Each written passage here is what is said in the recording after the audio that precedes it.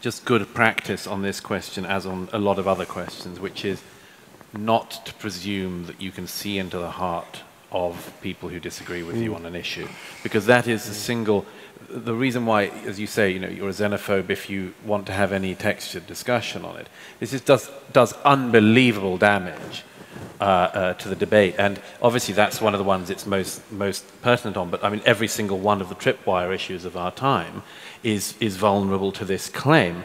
I can see into your heart, and I know what you're secretly doing. And none of your words may do this, and none of your actions may do this, but I know what you're really after. This is a very dangerous thing to introduce into debate. Because and this is what Kathy Newman is, the gift that keeps on giving. Because, we all went through that, so what you're really saying is the one move. Right. And the real thing that comes to this, by the way, one way to solve that, which I've occasionally suggested, is that on this, as on other issues, there should be a punishment for frivolously making a claim that is untrue.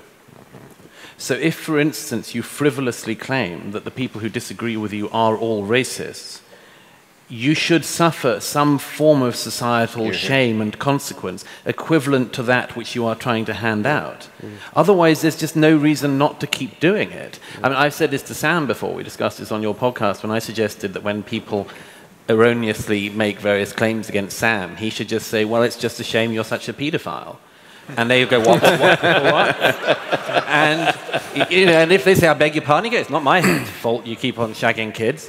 And they go, what are you, and they go, we're all quite annoyed about it, but, and just keep... just keep going on. Just don't say that to Majid, because he'll get $3.4 million out of it. But you should say, look, you've made an insincere claim about me, and I'm doing one back.